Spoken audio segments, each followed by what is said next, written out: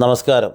Brahmaputra നദിയിലൂടെ 15 kilometre ബോട്ടിൽ സഞ്ചരിച്ചു വേണം ലോകത്തെ ഏറ്റവും വലിയ നദീദ്വീപായ മാജുളിയിൽ എത്തിച്ചേരാൻ. മറുഭാഗത്ത് നിവാട്ടിഘട്ടിൽ നിന്ന് ബോട്ട് പുറപ്പെട്ട് ഏതാണ്ട് 1.5 മണിക്കൂർ കൊണ്ടാണ് ഈ മജുളി ദ്വീപിൽ എത്തിച്ചേരുന്നത്. ബോട്ട് നിറയെ കാറുകളും വാഹനങ്ങളും കൊണ്ട് നിറഞ്ഞിരിക്കുന്നു. യാത്രക്കാർ അതിന് പുറമെയാണ്. ഞങ്ങൾ പുറത്തിറങ്ങിയതും വിശാലമായ ബ്രഹ്മപുത്ര നദിയുടെ പരന്ന തീരത്തേക്കാണ് എത്തിയത്. അതിമനോഹരമായ മണൽത്തിട്ടയാണ് മാജുളി ദ്വീപിൽ ഇറങ്ങുമ്പോൾ കാണാൻ കഴിയുന്നത്.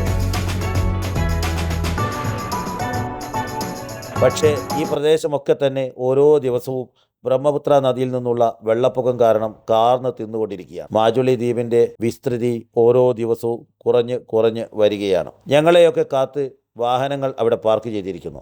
ഒരുവിധം വിലപേശി ഒരു വാഹനത്തിൽ കയറി യാത്ര പുറപ്പെട്ടു. ബ്രഹ്മപുത്ര നദിയുടെ കൈവഴികൾ മജുളി ദ്വീപിൻ്റെ ഉള്ളിലേക്ക് കയറി വരുന്നു. മനോഹരമായ മണൽ തിട്ടകളാണ് മജുളി ദ്വീപിൻ്റെ ഒരു പ്രത്യേകത. ധാരാളം ജീവജാലങ്ങളും സസ്യജാലങ്ങളും പക്ഷി മൃഗാദികളും ഈ ദ്വീപിനെ സമ്പന്നമാക്കുന്നു. പ്രത്യേകമായ സംസ്കാര പാരമ്പര്യമാണ് മാജുളി ദ്വീപിന് പറയാനുള്ളത്. വിവിധ ഗോത്രങ്ങളിൽപ്പെട്ട ജനങ്ങൾ ഐക്യത്തോടെയും സന്തോഷത്തോടെയും മാജുളി ദ്വീപിൽ ജീവിച്ചു വരുന്നു. നിസ്വാർത്ഥരും നിഷ്കളങ്കരുമായ ഒരു ജനവിഭാഗമാണ് മാജുളി ദ്വീപിലുള്ളത്. ഇവിടത്തേക്ക് പുതിയ പാലം പണിയുടെ തിരക്കിലാണ് സർക്കാർ. അതിനുള്ള കാലുകൾ നാട്ടിയിരിക്കുന്നു.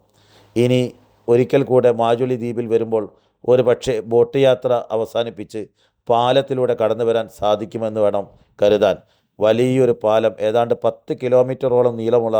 അതിനിടെയാണ് വാഹനം തടഞ്ഞ ഒരു കുട്ടിപ്പട്ടാളം പണം പിരിക്കാൻ ശ്രമിക്കുന്നത്. അവർ അവരുടെ കലാരൂപം അവതരിപ്പിക്കാൻ തയ്യാറായി.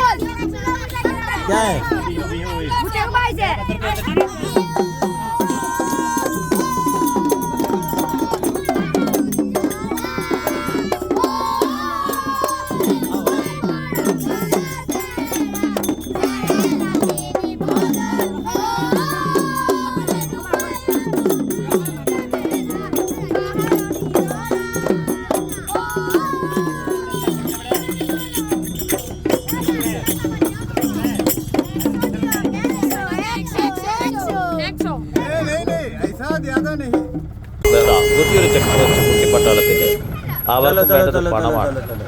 അവർ നല്ല പുഞ്ചിരി തൂകി പണത്തിന് വേണ്ടി ആവശ്യപ്പെടുകയാണ്. വരുന്ന വണ്ടികളൊക്കെ അവർ തടഞ്ഞു നിർത്തുന്നു. പക്ഷെ ആ മുളകയുടെ അടുത്ത് ഇരിക്കുന്ന കുട്ടികൾക്ക് എന്തോ അപകടം മണത്തു. ആരോ അവർ ഭയപ്പെടുന്ന ഒരാൾ കടന്നു വരുന്നുണ്ട്. ഉടനെ അവർ ഓടി രക്ഷപ്പെട്ടു. ഈ മനോഹരമായ ദ്വീപിലൂടെയാണ് വാഹനം കടന്നു പോകുന്നത്. വാഴയുണ്ട്, കൃഷികളുണ്ട്, മനോഹരമായ നെൽപ്പാടങ്ങളുണ്ട്, നല്ല ജലാശയങ്ങളുണ്ട്. എവിടെ നോക്കിയാലും പച്ചപ്പ് മാത്രമുള്ള ഒരു മനോഹര ദ്വീപാണ് മാജുളി ദ്വീപ്.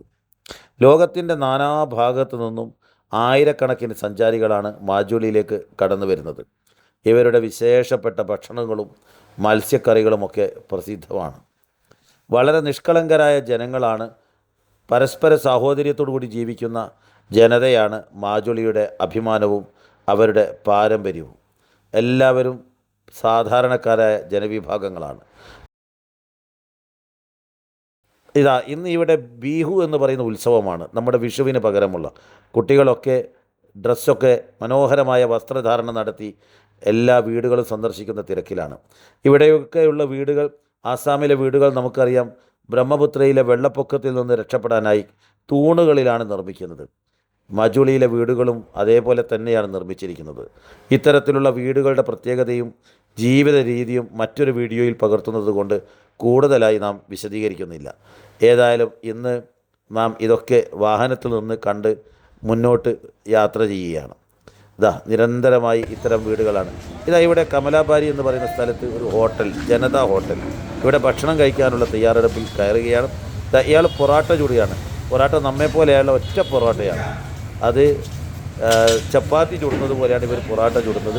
ഏതായാലും ഇവിടെ കയറിയിട്ട് ഒരു ഭക്ഷണം കഴിക്കാനുള്ള ആഗ്രഹം. ഇന്ന് മജുളിയിൽ ദ്വീപിൽ വന്ന് വൈകുന്നേരം ഒരു ഭക്ഷണം കഴിക്കാൻ കയറിയതാണ്.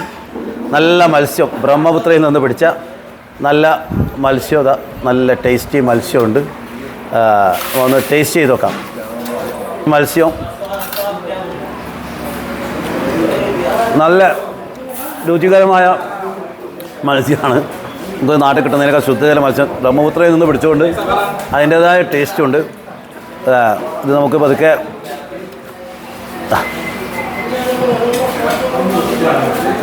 നമ്മുടെ പോലെ അല്ല, വറുത്തിട്ടാണ് കറി വെച്ചിരിക്കുന്നത്.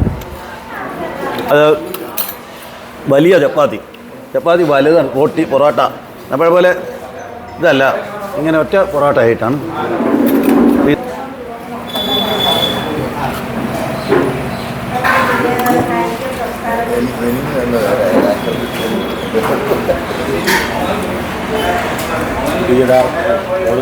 അങ്ങനെ രുചികരമായ ഭക്ഷണമാണ് ഇവർ തയ്യാറാക്കുന്നത്. മത്സ്യക്കറി ഇത് എന്നുള്ളൊരു കൊതിയായിരുന്നു.